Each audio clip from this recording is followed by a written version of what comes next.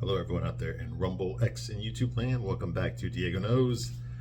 I, of course, am Diego, and today we're going to talk some more about The Devil Wears Prada. That's right, The Devil Wears Prada, the chick flick that you all like so much. Pretty much almost every girl I've dated has told me about this movie, but I didn't watch it. I never watched it until a couple weeks ago. Excuse me. I watched it to review it, so I put it on this channel. Okay, so I give you a straight man's point of view. Now, I have no bias here, okay? If the movie's good, I'm going to tell you it's good, all right? Honestly, I'm going to tell you it's good, okay? And this one, there's some good things in here, okay? The movie kind of shocked me in a way that most of these rom-coms or chick flicks that I reviewed didn't, okay? This movie actually had something to say, okay? There's a message here, okay? They're bringing attention to something about our culture that most people aren't aware of, okay? Or most people don't think about, all right? But it's so true, okay? Especially if you live in a big city, if you're working for a big corporation, okay? There's a lot that's asked of you beyond just punching in your time clock, okay? And this movie deals with those issues, okay? What are you willing to sacrifice to get where you want to be, okay? You know, we all want to be there, but none of us want to do the work to get there, okay? And that's true in a lot of things, but even this can be exploited. This can be used, okay? This is a form that can be a form of manipulation, okay, a form of brainwashing. It's like people that are in Hollywood. Okay, now this is a completely hypothetical situation here. It has no basis on reality at all. Just go with the analogy, okay? But just imagine that you watch a lot of movies, and you decide one day that you want to be an actor, okay? And then so you go, you audition for stuff. Finally you get an agent. Okay, now you're doing plays, off-Broadway plays and stuff, but you're auditioning for TV shows, for extras in a movie, stuntman, whatever the hell, okay? You got to compete with a bunch of guys that are better looking than you, more experienced than you, come from rich families, you don't, okay? So, they don't have to work while they're looking for a job, okay? Their trust funds pay for everything while they're going from, audition to audition and partying with their friends, right?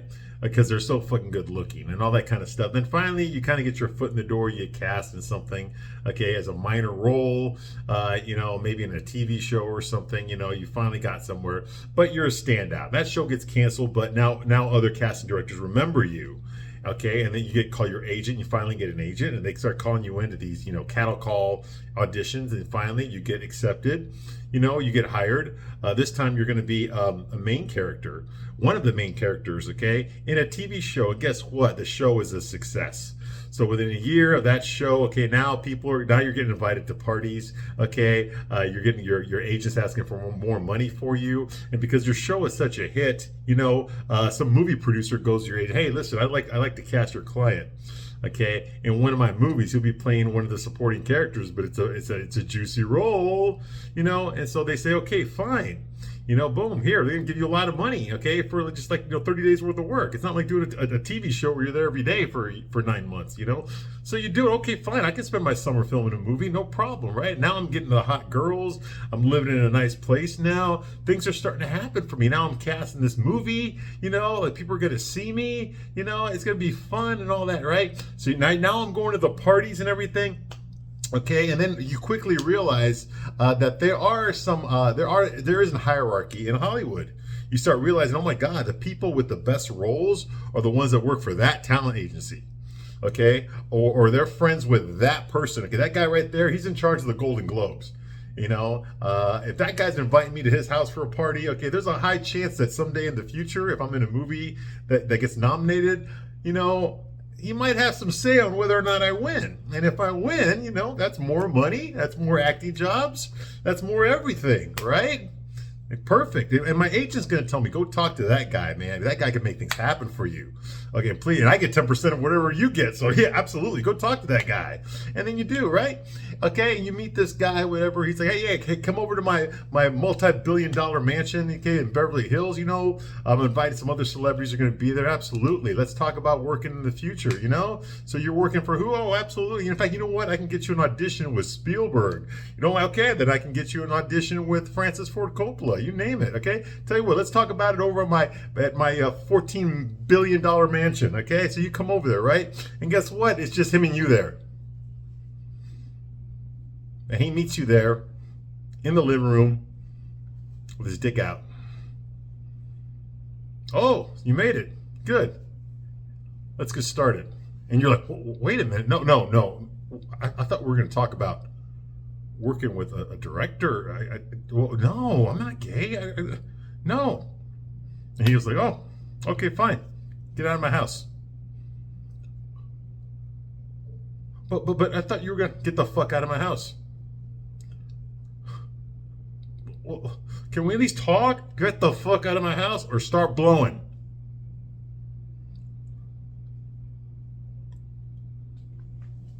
Pretty much, okay? And now guess what? You get the acting job. You get that acting job now that you wanted. And you're going to tell anyone about this, but of course, people are going to start looking at you funny now. Like when you show up for this big budget movie, people are going to look at you and go like that. Okay? Maybe there's a famous movie star that you've always had the hots for that's going to be at this movie, and you're going to try to talk to her. She's going to be like, oh yeah, you're one of that guy's friends. Okay. That kind of thing, right? And you're like, oh. Like everyone knows, right? But it's okay because only the higher ups know, right? You go back to your TV show and there's some fucking wannabe actress that's there, you know, that this is her first like real job and she's just a recurring character, okay?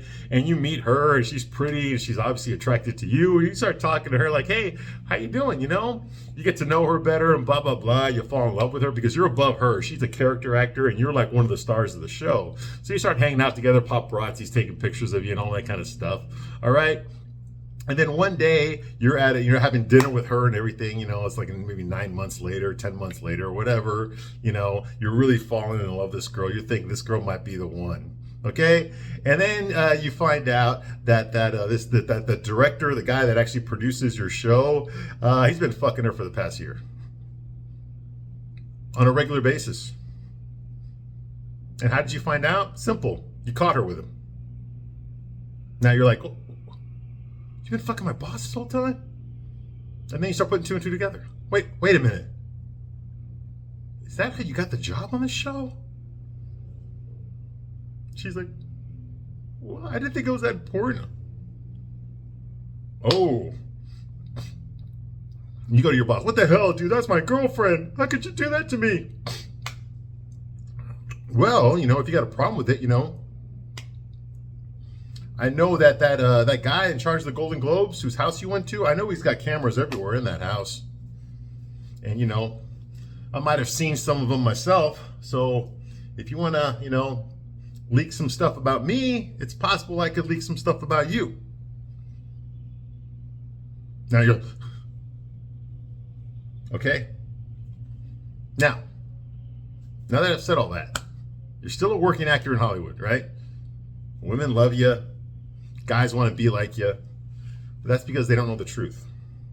They don't know what it's like to really be you. You see what I mean?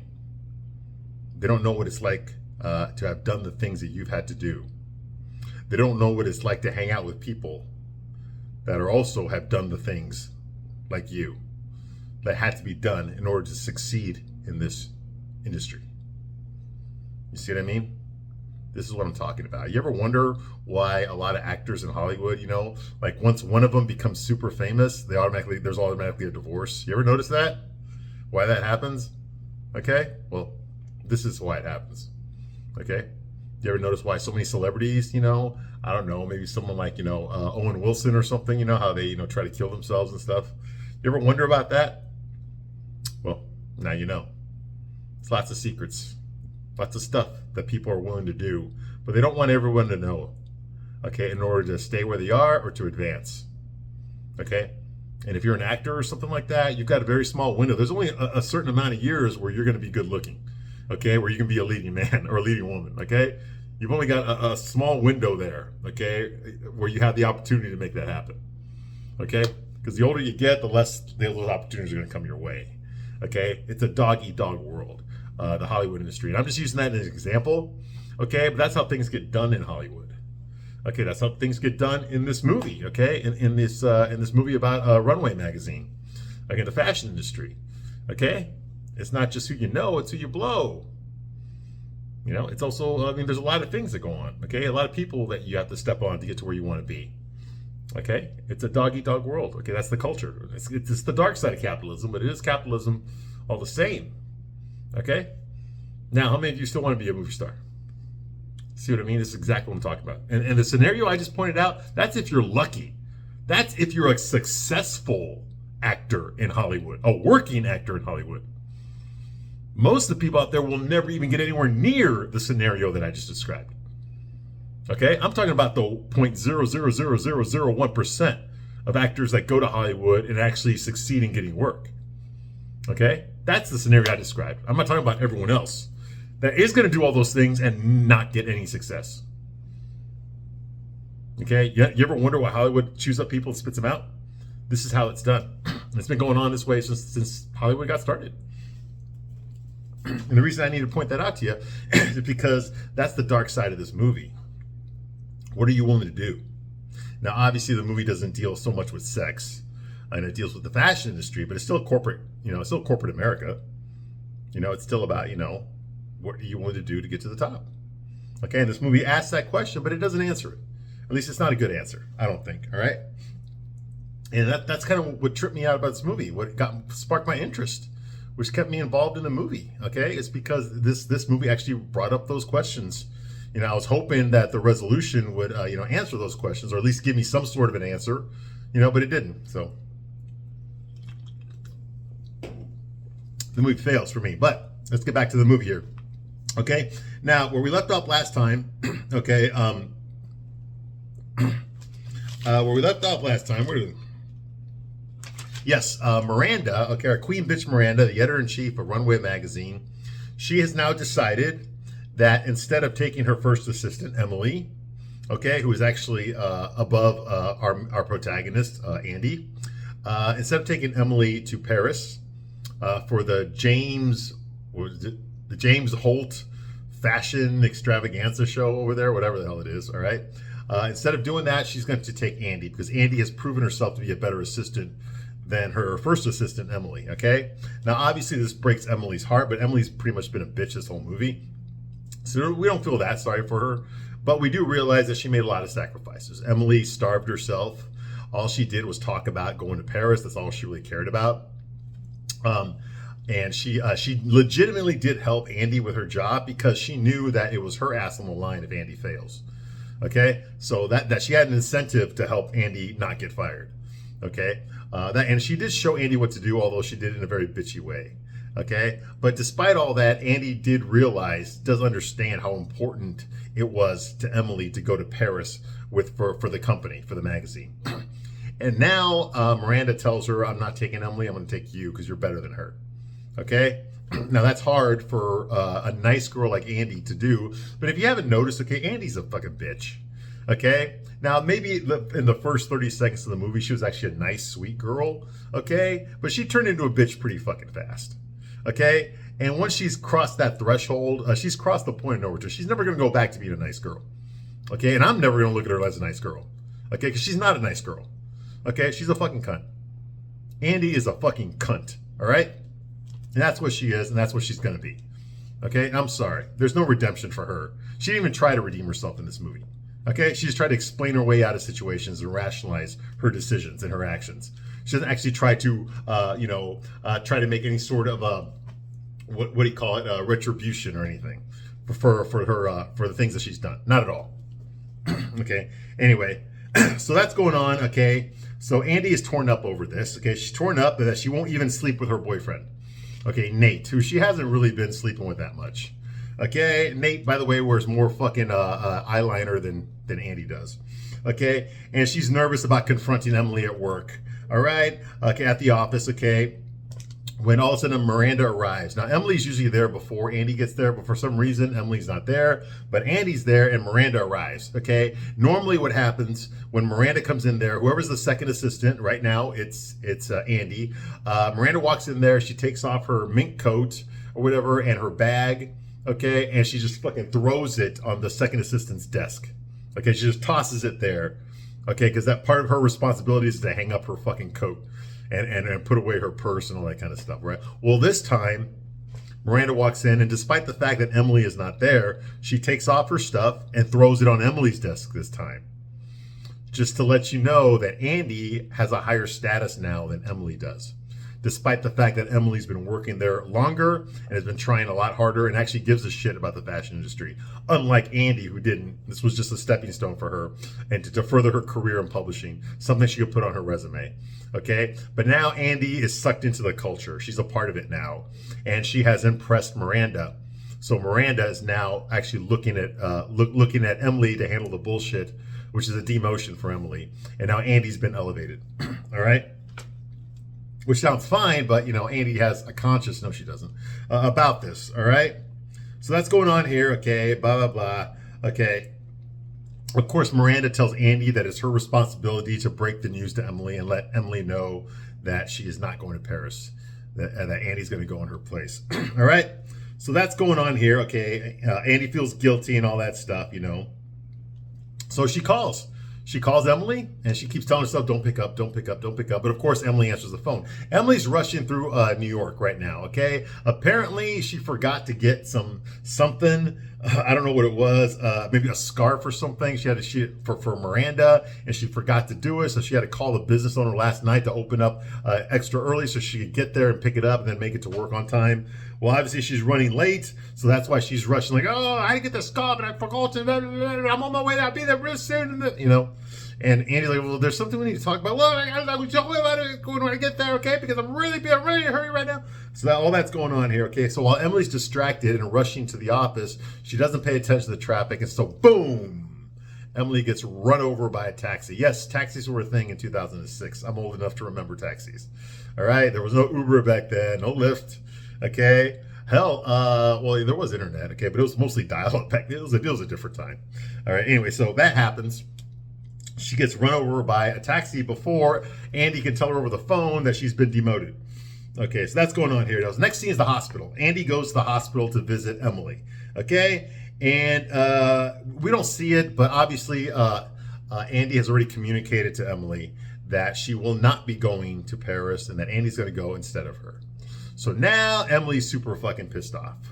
She tells you should have told her, no, you can't do this. And Andy's like, hey, you know how she is, okay? She ain't gonna take no for an answer, okay? She didn't give me a choice. If I didn't agree to go to Paris with her, she was gonna blacklist me from the whole fucking industry and fire me. I'd never get a job in this industry at all.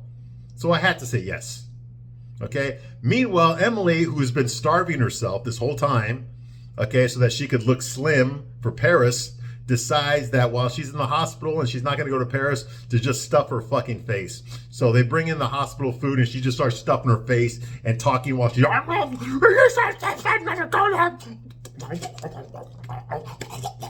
just like that, exactly like that. Okay, I remember when I reviewed Sex and the City, which I'm about to do again here real soon. One of the things that really fucking pissed me off was fucking the character of Miranda and how Miranda always fucking talked with her mouth full. She always had fucking food in her mouth when she was talking. It was so fucking disgusting. She did it all the goddamn time. What the fuck is wrong with you? And that's what I was getting at watching this scene here. I'm watching this fucking bitch screaming at her former friend or whatever, or her frenemy, while there's fucking food in her mouth. Jesus fucking Christ. Anyway. You said that now. You said I'll tell you that now. You said just like that, all right? And I got to raise the bullshit flag on Emily's behavior here, because the bottom line is, if it was the other way around, Emily most definitely would have fucked over Andy. Most definitely. Okay? Because the entire culture in that office is what is in it for me. What can I get out of this? If I got to step on the person next to me to get to where I want to be, then that's what I'm going to fucking do. Because everyone else here does it too. That's pretty much it. That's the kind of toxic work culture that they have, okay, in that industry, okay? And it's not just that industry, but that's the industry that this movie's talking about, the fashion industry, Runway Magazine. You got the hierarchy, and you got everybody who's basically eating out Miranda's pussy, hoping that she'll toss him a fucking bone here or there, okay? But that's how it is. It's a form of control. It's a form of manipulation, okay? It's holding up something sparkly in front of you. And you think that maybe if you look at it and you reach for it enough times, eventually you'll get it, and you'll never get it. You'll never get it. Okay, but that's it. All right, so that's going on here. Okay, but Emily would have definitely would have fucked over Andy if it was the other way around. Okay, Okay, so now she starts, like I said, pigging out there in the hospital room on hospital food, stuffing her face while she's talking, okay? And then Emily says, like, what really bothers me about this whole affair, because she is British, what really bothers me about this whole affair is that you don't even care about the fashion industry. You just want to be a journalist. Bollocks. I watched you sell your soul. And now you're going to get all these used clothes that you don't deserve. It's so unfair. And stuff in her face some more. And you know, Andy tries to apologize. Emily's just like, get out! Get out! Well, you know what? It's hard for me to feel sorry for anybody in this scene, okay? Yes, Andy took the job because all of a sudden it's important for her to make Miranda happy. She's fallen into it, okay? She doesn't care about the other people she works with, okay? She cares about her own ass, and that's it. She cares about her own ass. She's afraid she's going to get fired. She's afraid she's going to get blacklisted, so she accepts this job despite the fact that it fucks over the woman who sits across from her every day, okay? But at the same time, Emily's been a bitch this whole movie as well. I mean, just because we understand her motivations and we understand why she's being this way, okay, doesn't mean that she's all of a sudden a good person, okay, worthy of our sympathy. She's not. Everything that she does to hurt herself, okay, she puts herself in these positions to get fucked over, okay? She doesn't have to starve herself. She wants to starve herself. She doesn't have to work at that magazine. She wants to work at that magazine. You know, you see what I mean? She's done this to herself. Okay, she lets Miranda treat her like shit. She puts up with all that stuff, and she tries to do better and better and better. Okay, she's brainwashed just like Andy is, and she's no different than Andy. Okay, what they did to Emily to make us feel sorry for Emily is they made her get sick. So because she's fighting a flu, she's not thinking as clearly as she normally would. That's why she's forgetting things. That's why she's not able to show up exactly, you know, when Miranda needs her to. Whereas Andy's not sick at all, so she can do all these things. You see what I mean?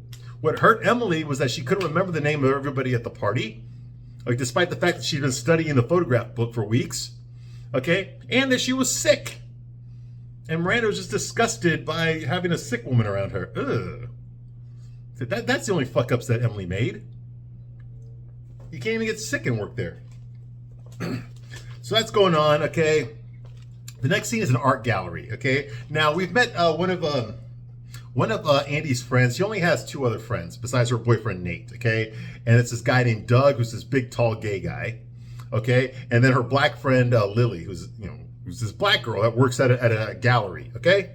Well, she's having a showing at the art gallery, okay? So Andy's there, obviously, okay? And she's mingling with her gay friend, Doug, who's there, okay? And then Doug gets distracted about some, apparently there's some fucking gay guy he's supposed to meet there, and he walks away with that, hoping to meet a guy there, and that's the last time we'll ever see him in the movie, okay? So he's not there for any other reason except to point out to you that Andy has friends. Okay, a gay guy, a black girl, and then her boyfriend. Okay, get it? See how every demographic is covered there? Okay, so that's going on here. Okay, so Lily, the black girl, works at this gallery there. Okay, and she's actually the one who would design the exhibit that they're all looking at. It's a photograph exhibit, not a painting or anything, just this photographs. And she tells you, start at this end and work your way that way. That's the way I designed it, that kind of thing. All right, so she does do something. So Annie's there, right? And guess who shows up at this art gallery? Christian Thompson does. Now, Christian Thompson, as you know, is the freelance writer. He's the stud, the guy that dresses like Truman Capote, who's supposed to be straight. He does kind of act straight, though. I'll give him that. All right, at least he flirts with girls. All right, so anyway, he's there. He's been flirting with Andy this whole movie. They met at a party at James Holt's place at a gay party. What the hell was the straight guy doing at a gay party? Okay, and then the movie never asked that question. But anyway, yes, she met him at a gay party. Anyway, he's been flirting with her ever since. He flirted with her again at the museum when they had that gala, whatever, that function. She declined him when we know goddamn well that she would have slept with him. She declined because it was her boyfriend's birthday and she was supposed to be at his party. She was already late. Okay, and he said like, hey man, my editor and other people in the publishing industry that you're so interested in, they're inside right now. I can introduce you to them if you want to stick around, just have a drink or something. And she's like, I can't. It's my boyfriend's birthday. I gotta go. You know, it's okay. Well, you know, Go say hi to your stupid boyfriend for me, okay? Which is actually what you do when you're trying to fuck another guy's girlfriend. One of the things you do is you nonchalantly demean her boyfriend to make yourself look better. Okay, it's a nasty. I'm not saying it's right or wrong. Okay, what I'm saying is this is what happens. Okay, this is how it's done. All right, you got to make her boyfriend look like a piece of shit in order to make yourself look good. And he does that in a subtle way. And the fact that she did not disagree with him means that she doesn't give two fucking shits about her boyfriend, and never did. Okay, maybe that was her. Maybe he paid for their move to New York or some shit. Okay, and that's why she's with him, okay? Now, the movie wants us to believe that she's in love with her boyfriend, but she doesn't actually show that she's ever been in love with him, okay? She doesn't treat him with any sort of respect. She doesn't really give two shits about his opinion, okay, as long if it doesn't align with hers, okay? And she doesn't really, like, do anything for him. And that's the truth. Never in this movie does she do anything for him. We're just supposed to believe that she's in love with her because the movie tells us that she's in love with her. But she doesn't show it. She doesn't show it. Okay, and her boyfriend Nate here, he's basically this fucking beta male guy. Oh yeah, huh. Okay, like what's up with that? You know, and he wears too much fucking eyeliner. I'm not making look at him. He's fucking wearing eyeliner for Christ's sake. And he's supposed to be a straight guy. No wonder she's cheating on you. Anyway, so that's going on here. Okay, there are the Christian's there. Of course, he starts flirting with her again. Where's her boyfriend right now? Exactly. Where is he? How come he's never around? You know, when he should be there. Why is she at an art gallery by herself? Where is her boyfriend? Why would she go without her boyfriend? Okay, he's also friends with her friends as well. Doesn't it make sense that he would be there too? They would go together? But no, they didn't. He didn't show up. Why? Or he doesn't show up right now is because they need you to make an excuse in this movie so that Andy can have an interaction with Christian without her boyfriend being there. So they just wrote him out of the scene.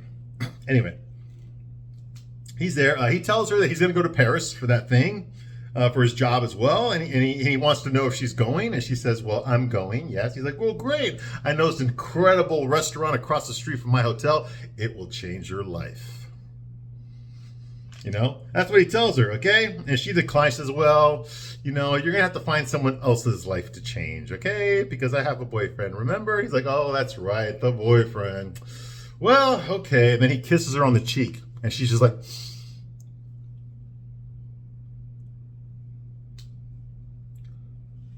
and gets all wet, right? And then he walks away after he kissed her on the cheek. Well, Lily, her black friend, saw the whole thing. She's like, oh, you did not? You know, that kind of thing.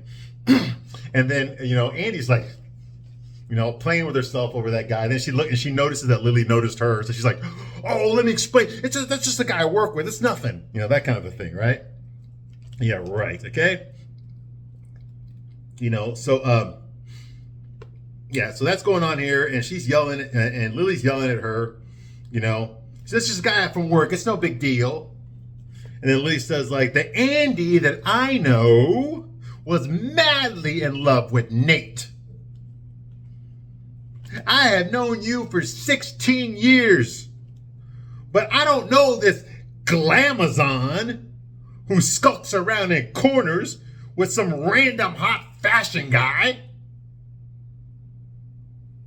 You know what? You go have fun in Paris. And then she walks away. Well, earlier in the movie, you know, Andy did call her friends and her boyfriend, when they were all sitting together, a bunch of assholes. She did say that. She says, y'all are a bunch of assholes, and she walked away from them. And she never apologized for that. You know? So that's going on, okay. Well, of course, Lily's not going to tell Nate that she just saw, I just saw your girlfriend getting kissed by another guy. She ain't going to say nothing. In fact, we're never going to see Lily again in this movie, okay? Because she served her purpose in this movie, okay? There'll be no reconciliation. You're never going to see Andy apologize to her or to Doug over anything. You're never going to see Doug again either. Okay, they're gone now. Okay, just in case you were wondering, they're out of the movie now. All right, but Nate shows up and he overhears a little bit of this. He overhears the part where Lily says, "Have fun in Paris," and Nate's like, "Wait, you're going to Paris? Of course she didn't tell her boyfriend she was going to Paris. Of course not. Why would she?" You know, she would have to give a shit about him and want to know what he thinks about it in order for her to say that, and she doesn't. She doesn't, and I'm pretty sure she was that way way before she ever even worked for this magazine. Okay? But he's kind of like, I thought you told me Emily, that was her thing to go to Paris. I thought that was important to her. And she's like, are you giving me shit about this too? And then she walks away from her boyfriend, right? The guy that actually loves her. That guy that actually gives a shit about her, okay? Despite the fact that he wears too much fucking eyeliner. Okay, so he follows her outside. Of course he does. You know, and he confronts her and she says, look, I did have a choice. And he says, you know, that's your answer for everything, Andy. You know, like this job was just forced on you. Like you don't make any decisions for yourself. Okay, you're just mad at me, okay, because I'm always working late and because I missed your stupid birthday party. Yeah. You don't like the magazine I work for, and you don't like Miranda either. And you think that fashion is just stupid. He's like, you know, I make port wine reductions all day, okay? You know, I'm not exactly in the Peace Corps. You know, I wouldn't care if you were a stripper. As long as you did it with a little bit of integrity.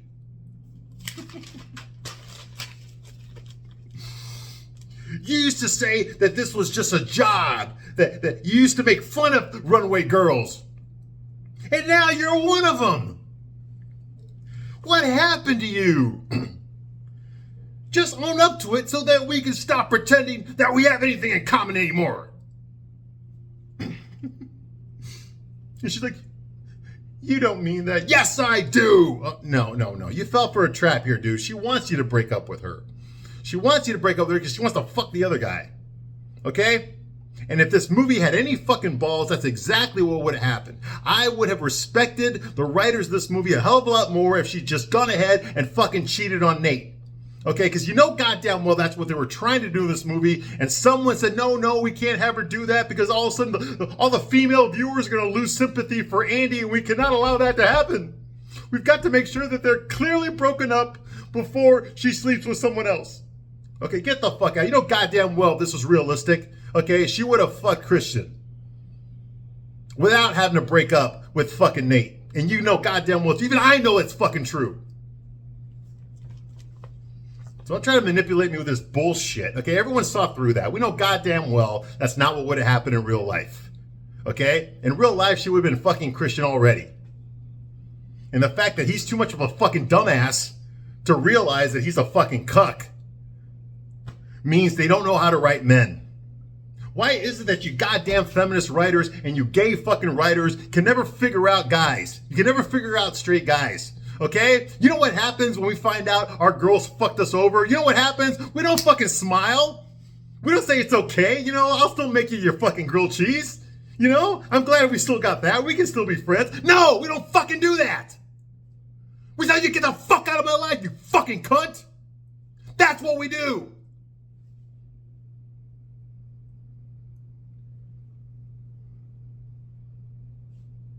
But these fucking feminist writers, these fucking that make these fucking movies, they don't know what that is. They don't know how to do that.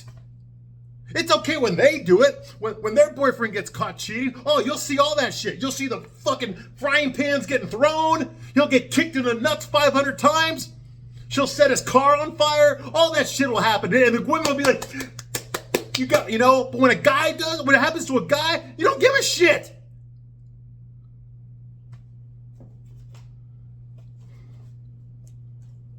Oh, well, you just met the wrong girl. Get the fuck out of here with that noise. Anyway. So Andy tells him, okay, the trip is coming at, maybe this trip is coming at a good time. We should take a break. We all know what that means, okay? And the fact that he doesn't even bring that up, okay? Think about this for one fucking second here, okay? At no point did Andy ever tell Nate about Christian Thompson. She never mentioned him once. Not one fucking time. Why do you think that is? It's because she didn't want her boyfriend to know about him. Anyway. So that's going on. He starts walking away, and she calls to him to stop, but then her phone rings. It's Miranda on the phone.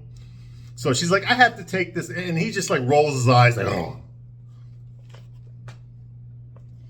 And he tells her, he says, you know what, Andy, the person who calls you, the person whose calls you always take, okay, that's the one you're in the relationship with. Okay? And I hope you two are very happy together. And then he walks away. He walks away. Okay? Which he should have done a long time ago. Why the fuck are you even with this girl? Okay? This girl does nothing for you. Nothing at all. Okay? She doesn't give two fucking shits about you. At no time in this movie does she ever act like she gave two shits about you.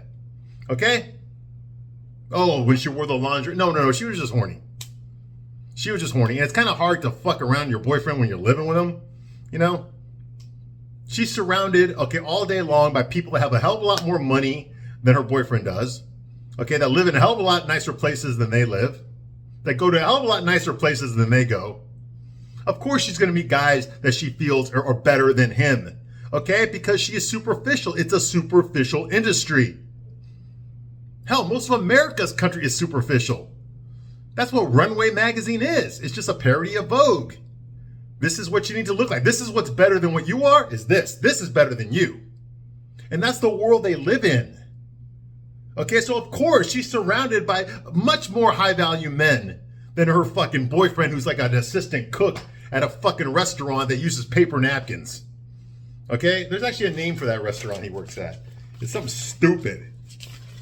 What the fuck was it called, man? Why am I even looking it up, okay? Some dumb restaurant. I think it'd be Mayros. He works at a restaurant called Mayros. Okay?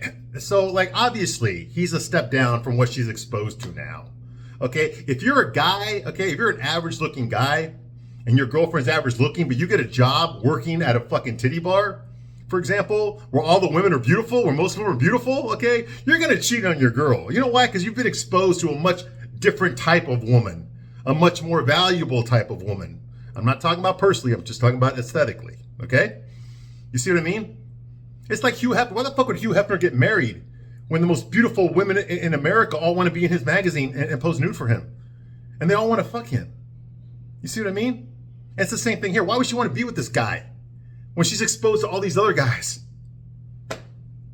You see what I mean? That are much, much more attractive to her than him.